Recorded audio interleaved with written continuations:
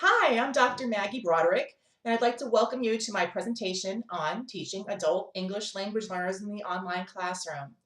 I've been in the education school here at Ashford on the faculty for several years, teaching a wide variety of courses, and I also teach and write elsewhere. I'm very excited for you to be here, and thank you for joining me.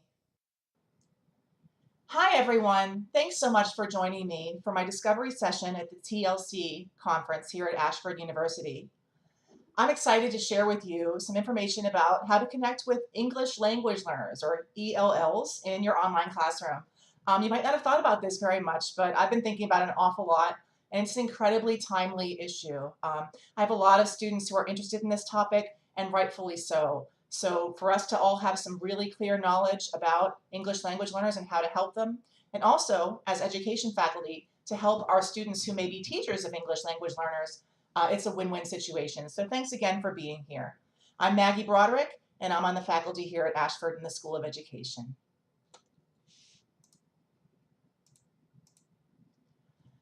So the reason I'm here today is I wrote a series of short articles a while back, about the past year or so, about 10 blog posts with some tips and tricks, and I wrote them mostly with K through 12 teachers in mind. Like I said, this is an incredibly timely issue. We're thinking a lot about English language learners in our K through 12 classrooms, but then I got to thinking they're also in our university classrooms too, and have we really been giving that enough thought? So I wrote a series of articles about this, and then I thought, well, I'll do a presentation here at Ashford thinking about how this might apply to our adult learners. And so the things I'd like to talk about here with you today would be to think about some specific needs of adult English language learners and sort of how that relates to the K through 12 stuff. Looking at some research-based strategies so that you can kind of not run into some of the pitfalls that can happen. It's kind of hard online when you don't realize that you have an English language learner sometimes. And also to help you to have that relationship to keep things going and ensure some more success for everybody involved. And I have a couple of ideas at the end here that you can kind of branch off on and get creative with, just to get you thinking about some technology you could use and some ideas you could use to really get that relationship with your English language learners going and to support them as they move along in your course with things like writing, group work, stuff like that. So when we think about our ELLs, our English language learners today, it's really a growing segment. I mean, I've been in the field for over 20 years, and this was not as much the case before. You know, you would hear about some people in the city, you would hear about them in certain geographic regions of our country, but now really all teachers in K through 12 and also at the university level are going to be having English language learners to a certain degree. And let's think about this. I mean, this is really actually a wonderful win-win situation, like I said earlier. When you have English language learners, you can learn from them and they can learn from you, and the students can all learn from each other. You can enhance sort of global understanding and do some really good things there, some wonderful things to help us with those sorts of things, thinking about commerce, you know, business, things like that, because if they're able to speak a couple languages and have some more cultural understanding on more than one level, that's a great thing. And also in terms of education, you know, helping education in general at all levels. So who are these English language learners? Well, I did a little extra research and it was actually a little hard to tell, to be honest. In a college class, it varies a lot by the specific program and level. You know, certain regions of the country might have more just like before, and certain areas, maybe cities, but you might be surprised, but it varies a ton. And there are reasons for this. But let's just do a little quick math. If we have about 11%, it's a high figure, of our public K through 12 students being classified as English language learners, that's quite a bit to choose from. And I was looking at the graduation rates of them and who goes on to college, and actually you'd be pretty surprised. Really, it's pretty much on par with the non-English language learners in our K through 12 schools. And then international students come here, of course, to study at our very well-known university systems. So when you add that together, it can be quite a bit. And then there are some issues involved. You know, we don't really think about the same things in K through 12, the identification and the supports that we have. In a good functioning K through 12 system, we identify our English language learners and we get them supports almost immediately when things work the way they should. And we do those things to make sure that they're on the right track, but really we don't do as much. We have some things at the college level but we're not always perfect about it, for sure. So if you're thinking about maybe getting a little bit more detailed information beyond my own work that I'm about to explore here with you, we have an article here about advice for college level English language learners. And I found that this article at Adlit had a whole lot of good tips for the students, but you could easily take the other perspective and think about it that way. And then there is general info about English language learners from the National Education Association. Both of those were really good sources of research beyond what I'm presenting here from my own work. And also, they're very approachable. You know, we may be professors, but this is something you can hand to your students as well and help them out. So what is our role, you know, as an instructor? Of course, we want to try to help our students, but most of us have had really little to no training on the needs of our English language learners. I mean, in fact, you may have seen this presentation and said, oh, really? I have some in my class? You're right, maybe I do. We may not generally realize we have them until they begin falling behind. Maybe you get on the phone with them and you go, oh, now I see why they're falling behind. Maybe you see something in the writing and you send them to the writing center and then you realize what's going on. And by that point, it can be halfway through our online courses. You might not realize right away. And you might not have someone identified right away unless they tell you. And they come at various levels. You know, some English language learners are incredibly proficient, just like a native speaker, and some aren't, even at the college level. So if we understand the needs and the research, we can set up our classrooms proactively and just set off, you know, so we don't have those problems. And then they'll feel more welcome. There's some research I'll cite here about this, and we'll feel more comfortable. There's a lot of research that talks about just making sure everybody feels comfortable in your classroom, and you may not even realize at the beginning that something's happening there.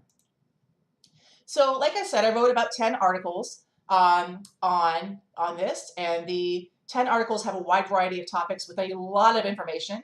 So I'm just going to go through them really fast. And then maybe if you have some things that speak to you, you can then click on my articles and delve into it. There's research, there's all sorts of stuff in there, different links, lots of live links in the articles that you can click on, other articles that they refer to. So you could just go crazy on whichever topic appeals to you. The first one I wrote was about the need for professional development for instructors. And again, I was thinking at the K through 12 level, but this is absolutely true for us as well. So here were some tips that were sort of boiled down from my article on professional development in English language learner understanding for instructors. We should get to know them on a personal level. This is good for all students, of course. You know, once they gain a rapport with us, it makes a huge difference. If they have some kind of problem or something, they can approach us, things like that. Being culturally sensitive, you know, this is a hot topic these days, but it's really important. You know, maybe somebody on the discussion board is saying something that would hurt someone's feelings in some way. We have to find a way to make sure everybody feels included, and we need to address it, and that can be really touchy. So I do talk about that in this article, and we can think about that in terms of our discussion boards, making sure that everybody is being kind and culturally sensitive to one another. Being flexible is another one, and thinking about the tasks involved. So we'll talk a bit about that later when I think about assessment and some things like that. BICS and CALP. So this is different for online, okay? CALP is when we think about academic language, and BICS is when we think about social language.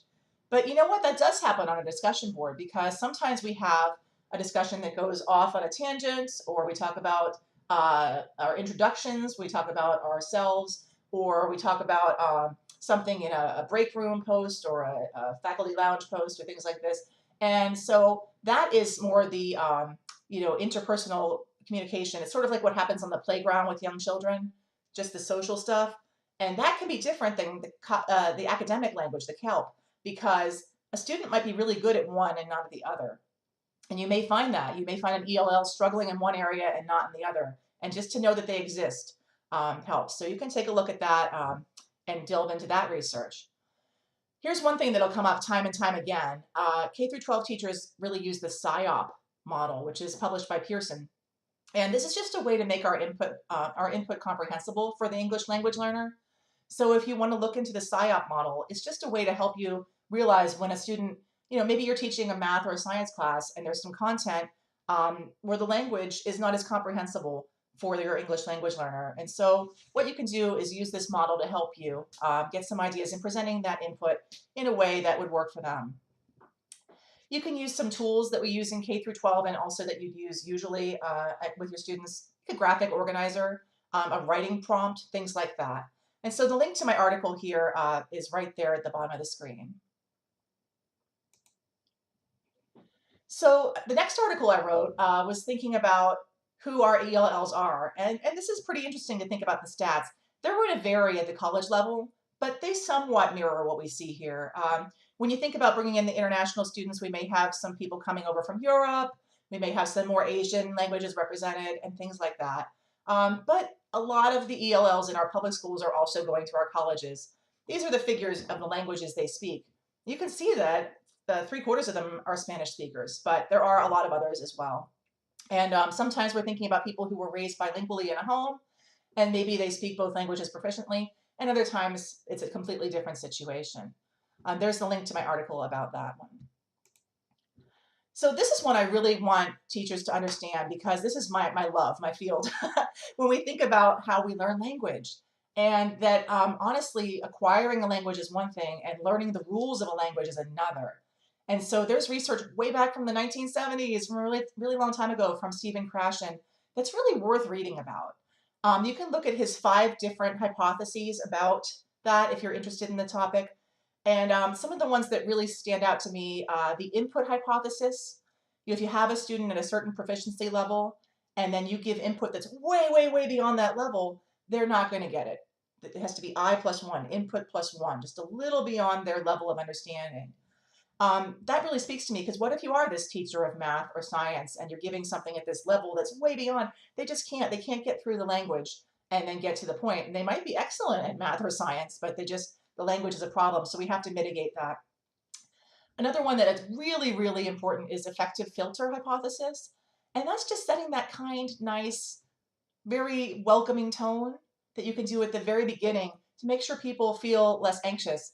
Because when they're trying to, if you think about when you learned another language, if you're trying to produce in that language, for me it was German when I learned German, if you're all nervous and anxious and worried about making mistakes, you clam up.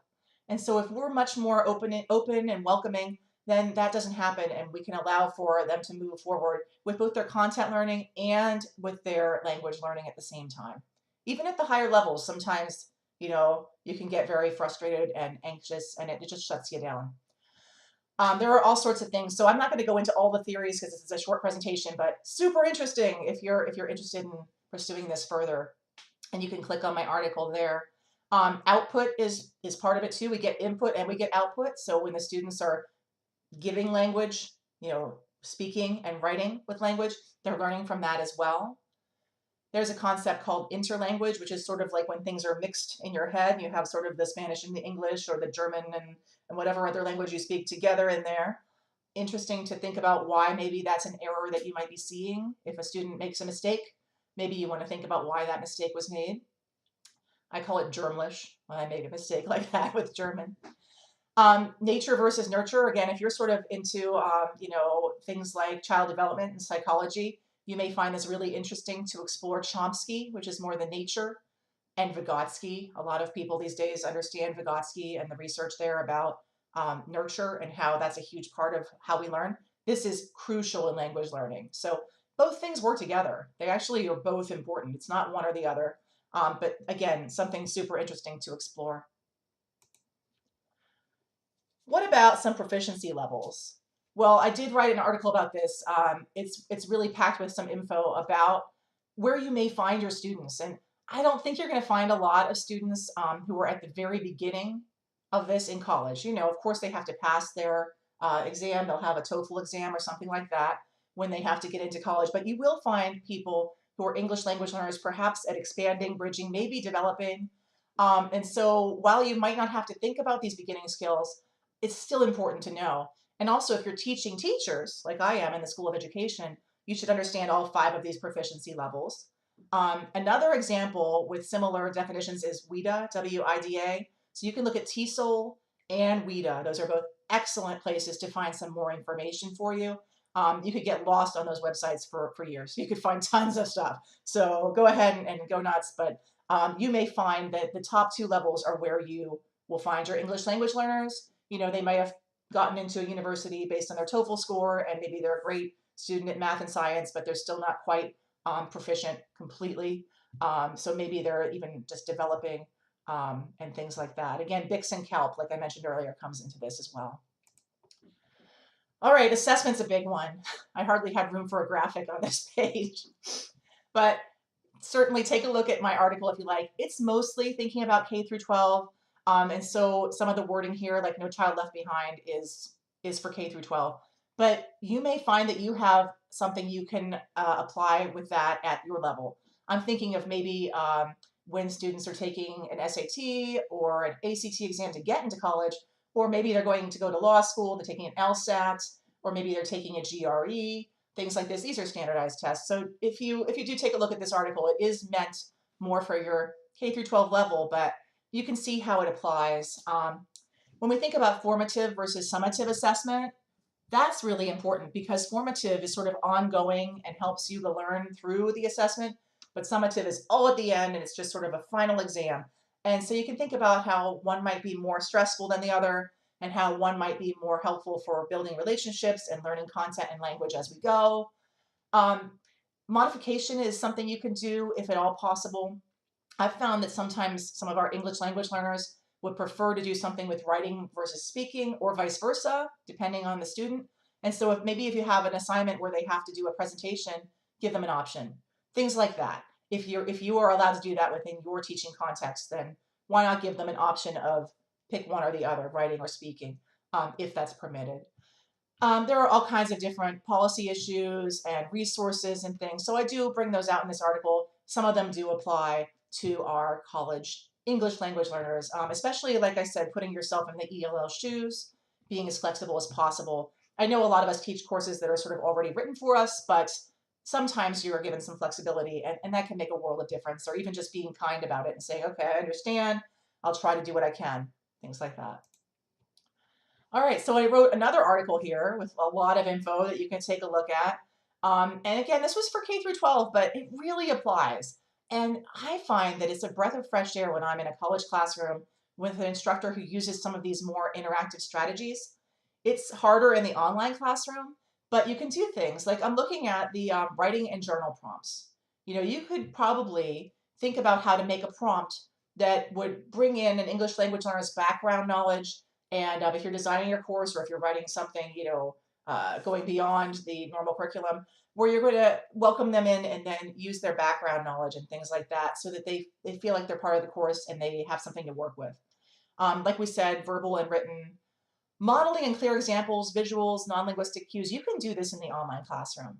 You can model the kind of language you want to see with very clear formatting. You can give them examples, exemplars. You can use visuals. I use a lot of clip art from the internet. If I find something that I can use that's, free to use without any kind of strings attached there, and you can just put it up there and use that, it helps a ton. I've used a visual of Bloom's taxonomy a million times, Maslow's hierarchy of needs, things like that. The visuals help a lot. It cuts into all that text, and it allows you to have something that's less difficult for them.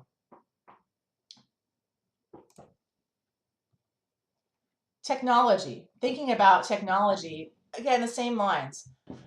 You can find all kinds of interesting things like visuals and videos that would help you with your course. So along the same lines, bringing in those clip art things or a video that explains the process.